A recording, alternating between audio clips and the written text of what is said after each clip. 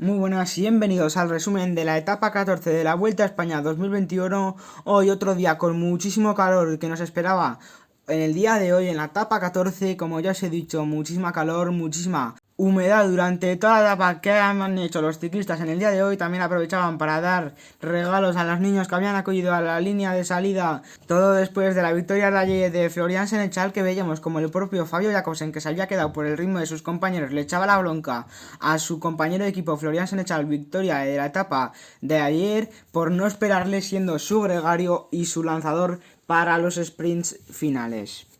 Se hacía como de normal el corte protocolario de cinta en la salida neutralizada, llegaban a ese kilómetro cero y otra vez nos hemos vuelto a perder muchísima etapa en el día de hoy, muchísima emoción, muchísimos ataques desde el inicio, una etapa con mucho desgaste desde el inicio.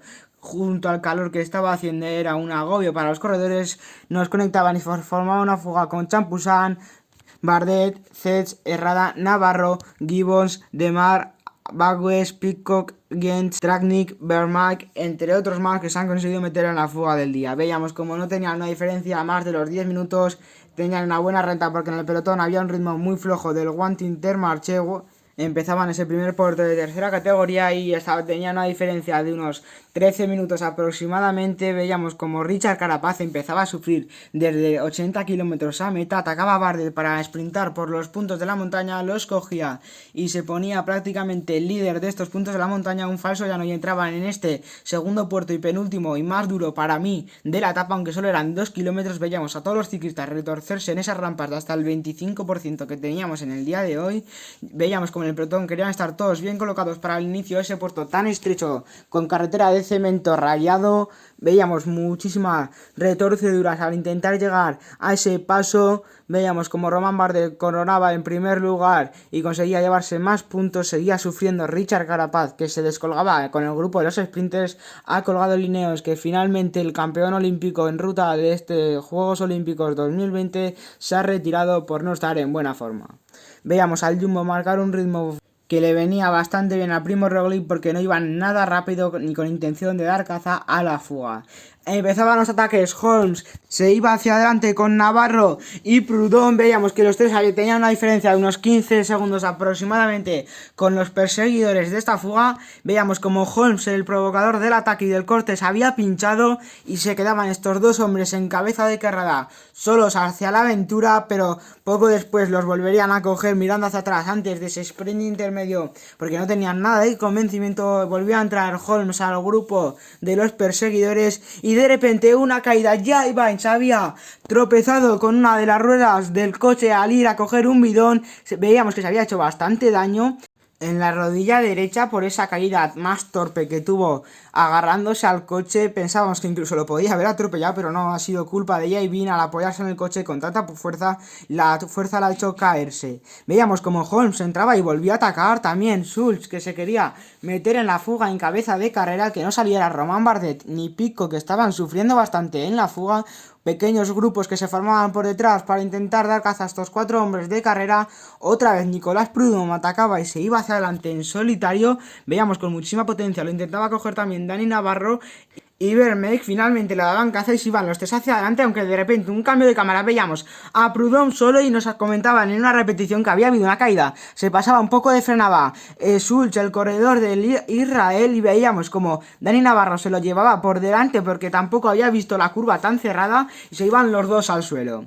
Veíamos como el Jumbo seguía poniendo ritmo bastante floja a la carrera que hemos visto en el día de hoy. Esperemos que la de mañana sea más interesante y estén guardando fuerzas. Prudhomme se iba solo hacia adelante, hacia la aventura en solitario, pero veíamos como por detrás había muy mala colaboración y empezaban otra vez todos los ataques. Dani Navarro después de la caída y Yavin, que había vuelto a entrar en el grupo. Veíamos a Nicolas Prudhomme que seguía solo por delante. Se formaba el grupo perseguidor de Navarro, Gibbons y Cets, el corredor del Mikkelsen, que entraba en esas rampas finales, en ese último puerto final, pero estaba gastando mucho Nicolas Prudhomme y teníamos muy claro que no podía llegar ni aunque tuviera 2 minutos porque estaba dándolo todo en esa parte inicial del puerto y aún quedaba lo más duro. Veíamos como Bardet atacaba por detrás y también Jesús Herrada quería coger la rueda. Muchos ataques, incluso Yavin con esos dorsales por fuera soltados por esa caída atacaba y se intentaba ir. Muy buena fuerza la que tenía hoy Yavin de superación. También intentaba Thomas Pidcock, pero que da daba aborto a ese ataque por el viento de cara que estaba entrando y nadie se atrevía a atacar ni aquí ni en el pelotón. Veíamos como los perseguidores querían seguir tirando hacia adelante para intentar dar casa a Nicolas Prudhomme. Volvía a pinchar Holmes, aunque volvía a entrar en el corredor del Lotto Soudal, que yo creo que era el que más fuerzas tenía, pero es que se las ha gastado todas intentando entrar otra vez en los perseguidores. Empezaban en el último puerto los corredores del pelotón. Veíamos como ponía ritmo el Movistar. Holmes lo volvía a intentar para irse hacia adelante. Bardet contraatacaba y se iba hacia adelante él solo hacia Zets y Nicolas Prudhomme. Aumentaba cada vez más el ritmo el Movistar.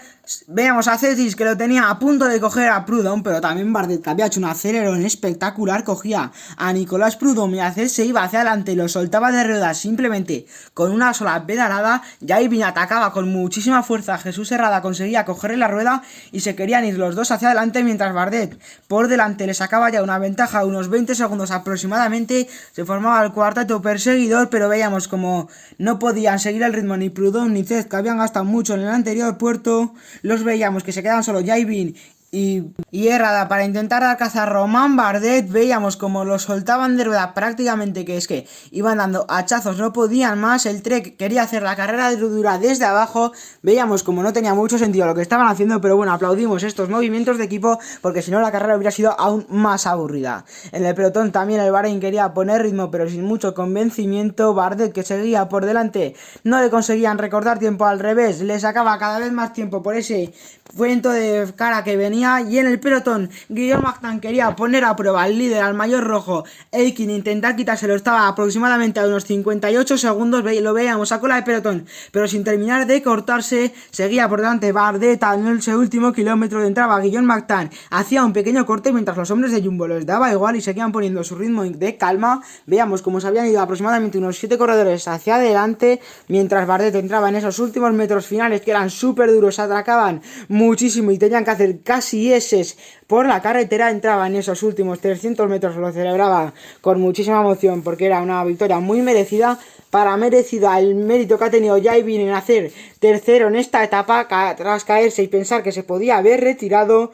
También Giulio Ciccone atacaba en el pelotón y se iba hacia adelante, a la vez que veíamos que los Jumbo pillaban a Guillaume Martin. Seguía Eikin en el pelotón, sorprendente lo de este corredor que no se cortaba. El Jumbo ya empezaba a poner un poco más de ritmo. Veíamos como Giulio Ciccone atacaba, pero no nos habían enseñado otra vez mala retransmisión, ataque de Miguel Ángel López. Lo veíamos con muchísima potencia, ataque muy duro con viento de cara, algo muy complicado. Si hubiera atacado al Jumbo hace bastante tiempo, se hubiera quedado Primo Roglic sin corredores y se hubiera quedado solo ante el peligro. Nadie se ha atrevido. Eikin seguía en el pelotón a rueda de Guillaume Martin, sabiendo qué rueda tenía que coger. Miguel Ángel López, que tenía aproximadamente una distancia de unos 30 segundos, mientras Sepkus cada vez miraba hacia Roglic más veces, diciéndole como que no podía más. Parecía que iba a sacar mucho tiempo Miguel Ángel López, pero otra vez muy buena retransmisión de la vuelta, lo digo irónicamente. Atacaba Primo Roglic por detrás, nos lo perdíamos y veíamos como entraba un grupo de unos 4 corredores que simplemente Miguel Ángel López sacaba 4 segundos.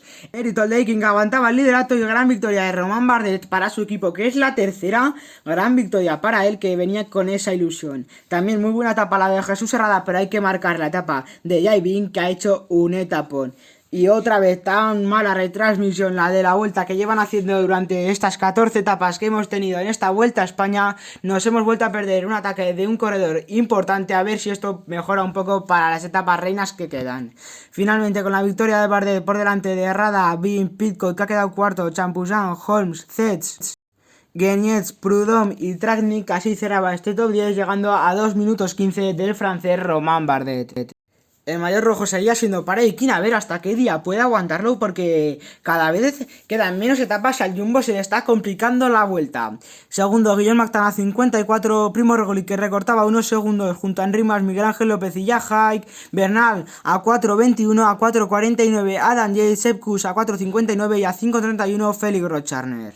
El maillot de la montañera para Romain Bardet, que distanciaba unos 19 puntos a Damiano Caruso. Egan Bernal le quitaba más tiempo a Alexander Blasov, del que perdió la otra anterior etapa de alta montaña, y estos puntos no cambian, sigue siendo para Jacobsen. A ver hasta dónde puede aguantarlo, si lo consigue aguantar y no tiene que retirarse antes de que termine esta Vuelta a España. El Ineos abre más hueco en la clasificación por equipos por delante del UAE y del Movistar Team.